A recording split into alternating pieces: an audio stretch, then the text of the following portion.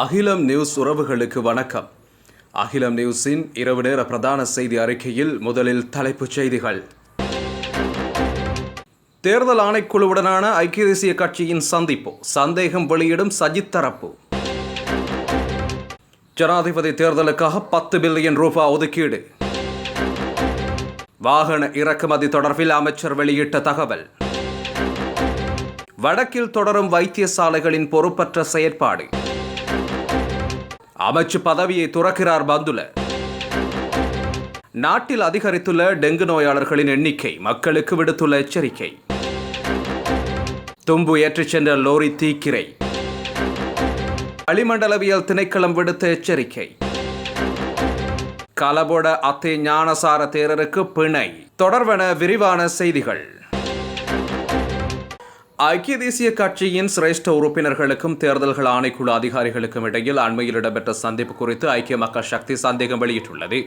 எனவே ஐக்கிய தேசிய கட்சியின் பொதுச் செயலாளரும் அதன் தவிசாளரும் தேர்தல்கள் ஆணைக்குழு உறுப்பினர்களுடன் நடத்திய கலந்துரையாடல் தொடர்பில் வெளிப்படைத்தன்மை அவசியம் என நாடாளுமன்ற உறுப்பினர் மஹிந்த திசாநாயக்க வலியுறுத்தியுள்ளார்.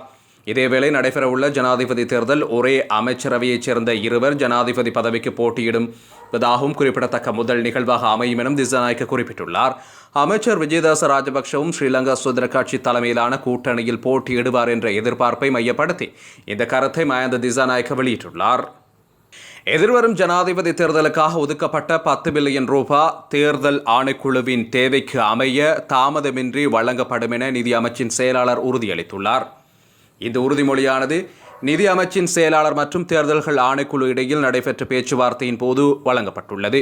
குறித்த விடயம் தொடர்பில் அரசாங்கம் கடுமையான நிதி முகாமைத்துவத்துடன் செயற்படுவதால் குறித்த நிதியை வழங்குவதில் எவ்வித தடையும் இல்லை எனவும் தபால் சேவைகள், அச்சிடும் பணிகள் மற்றும் பாதுகாப்பிற்கான செலவுகளை வழங்க தயாராக உள்ளதாகவும் நிதி ராஜாங்க அமைச்சர் ரஞ்சித் சியம்லாபிட்டிய தெரிவித்துள்ளார். ஆகஸ்ட் மாதத்திலிருந்து வாகனங்களை இறக்குமதி செய்வதற்கு அனுமதிகளை பெற்றுக்கொள்ள முடியும் என தெரிவிக்கப்பட்டுள்ளது. வாகன இறக்குமதி தொடர்பான குழுவின் அறிக்கை ஆகஸ்ட் மாதம் 2வது வாரத்தில் அமைச்சரவையில் சமர்ப்பிக்கப்பட உள்ளதாக நிதி ராஜாங்க அமைச்சர் ரஞ்சித் சியம்லாபிட்டிய தெரிவித்துள்ளார். இதன்படி ஆகஸ்ட் மாதத்திலிருந்து வாகனங்களை இறக்குமதி செய்வதற்கு சில அனுமதிகளை பெற்றுக்கொள்ள முடியும் என அமைச்சர் தெரிவித்துள்ளார். இதேவேளை மின்சார வாகனங்கள் இறக்குமதி தொடர்பில் கவனம் செலுத்தப்பட்டு வருவதாகவும் அமைச்சர் குறிப்பிட்டுள்ளார். முல்லைத்தீவு புதுக்குடியிருப்பு பிரதேச வைத்தியசாலையில் வைத்திய நிர்வாகம் பொறுப்பற்ற விதத்தில் செயற்பட்ட சம்பவம் ஒன்று பதிவாகியுள்ளது.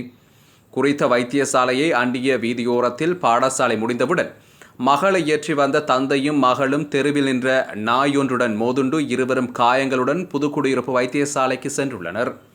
இந்த நேரம் கடமையில் இருந்த தாதியர்கள் வைத்தியர் இல்லை என கூறியுள்ளதோடு 1 மணி நேரம் காத்திருக்கும் அவர்கள் காயத்துக்கு மருந்து அளிக்காமலும் அவர்களை உள்ளேயும் எடுக்காமல் காத்திருக்க வைத்துவிட்டு கடமை பொறுப்புணர்வின்றி செயல்பட்டு கொண்டதாக தெரிவிக்கப்படுகிறது.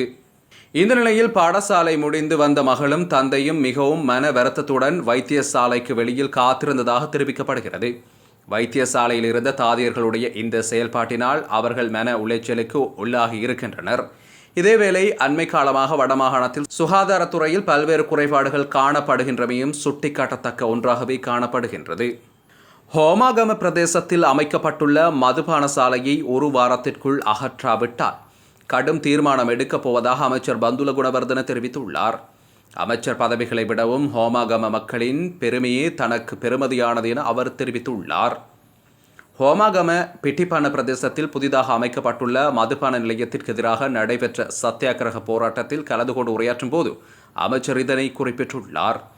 நீண்ட காலமாக ஹோமாகம நகரை அண்மித்த பகுதியில் மதுபான நிலையங்களை ஆரம்பிக்க சந்தர்ப்பம் வழங்கப்படாமல் ஹோமாகம பிரதேச செயலாளர் தன்னிச்சையாக செயற்பட்டுள்ளதாகவும் அவர் மீது நடவடிக்கை எடுக்க வேண்டும் எனவும் அமைச்சர் மேலும் தெரிவித்துள்ளார். நாட்டில் டெங்கு நோயாளர்களின் எண்ணிக்கை அதிகரித்துள்ளதாக தேசிய டெங்கு கட்டுப்பாட்டு பிரிவு தெரிவித்துள்ளது. இவ்வருடத்தின் இதுவரையான காலப்பகுதிக்குள் நாட்டில் 30,663 டெங்கு நோயாளர்கள் அடையாளம் காணப்பட்டுள்ளதுடன் 12 டெங்கு மரணங்கள் பதிவாகியுள்ளன. அதிகளவான டெங்கு நோயாளர்கள் கொழும்பு மாவட்டத்திலிருந்து பதிவாகியுள்ள நிலையில் அவர்களின் மொத்த எண்ணிக்கை 7,119 ஆகும்.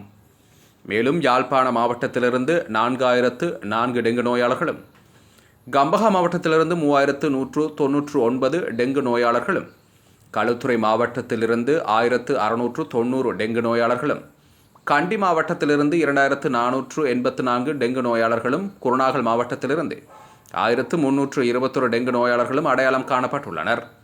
நாட்டில் தற்போது நிலவும் சீரற்ற காலநிலை காரணமாக டெங்கு நோய் பரவக்கூடிய வாய்ப்பு அதிகரித்துள்ளதாகவும், இதனால் பொதுமக்கள் அனைவரும் தங்களது சுற்றுப்புறச் சூழலை சுத்தமாக வைத்திருக்குமாறும் தேசிய டெங்கு கட்டுப்பாட்டு பிரிவு மேலும் தெரிவித்துள்ளது. புத்தளம் முந்தல் பிரதேசத்தில் மங்கள எளிய சின்னப்பாடு பிரதான வீதியின் கொத்தாந்தீவு பிரதேசத்தில் தும்பு ஏற்றிச் சென்ற லொரியொன்று இன்று காலையில் தீப்பிடித்து முழுமையாக எரிந்து நாசமாகியுள்ளது. இதனால் அவ்வீதியினூடான போக்குவரத்து சுமார் 2 மணி நேரம் தடைப்பட்டது. கொத்தாந்தீவு பிரதேசத்தில் இருந்து இன்று காலை 11 மணியளவில் தும்பு ஏற்றி சென்ற லொரியொன்று வீதியிலுள்ள மின்சார வயரை அறுத்து கொண்டு பயணித்த நிலையில் லொரியில் இருந்த தும்பில் திடீரென ஏற்பட்ட தீயினால் தும்பு முழுமையாக எரிந்ததுடன் லொரி பகுதி அளவில் எரிந்துள்ளது.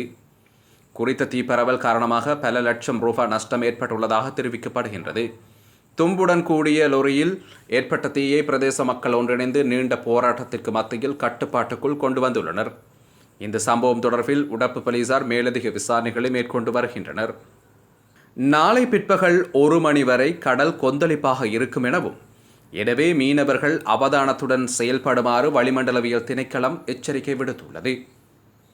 காங்கேசன்துறையிலிருந்து மன்னார் ஊடாக புத்தளம் கடற்பரப்புகளிலும் ஹம்பாந்தோட்டையிலிருந்து பொத்துவில் வரையான கடற்பரப்புகளிலும் காற்றின் வேகமானது அவ்வப்போது மணித்தியாலத்துக்கு 60 தொடக்கம் 65 கிலோமீட்டர் வரை அதிகரித்து வீசக்கூடும் எனவும் தெரிவிக்கப்பட்டுள்ளது.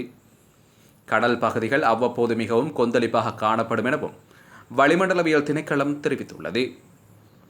கல்பிட்டியிலிருந்து கொழும்பு, காலி, ஹம்பாந்தோட்டை ஊடாக பொத்துவில் வரை கடல் அலையின் உயரம் சுமார் 2 தொடக்கம் 2.5 மீட்டர் வரை உயர வாய்ப்புள்ளதாகவும், அவ்வாறு உயரும் அலைகள் நிலத்தை நோக்கி வரக்கூடிய நிலை ஏதும் இல்லை எனவும் தெரிவிக்கப்படுகின்றது.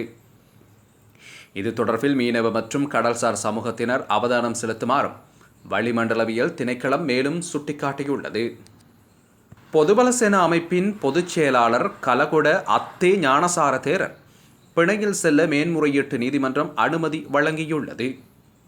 முஸ்லிம் சமூகத்தின் மத நம்பிக்கைகளை இழிவுபடுத்தும் வகையில் வெறுப்புணர்வை வெளிப்படுத்தியமைக்காக ஞானசார தேரருக்கு கொழும்பு மேல் நீதிமன்றம் கடந்த மார்ச் மாதம் 4 வருட கடூழிய சிறை தண்டனை விதித்தது. இந்த நிலையில் அவருடைய சீராய்வு மனு பரிசீலிக்கப்பட்ட நிலையில் அவரை 50,000 ரூபாய் ரொக்க பிணையிலும் 5 லட்சம் ரூபாய் பெறுமதியான 2 சரீர பிணைகளிலும் செல்ல நீதிமன்றம் இன்று உத்தரவிட்டுள்ளது.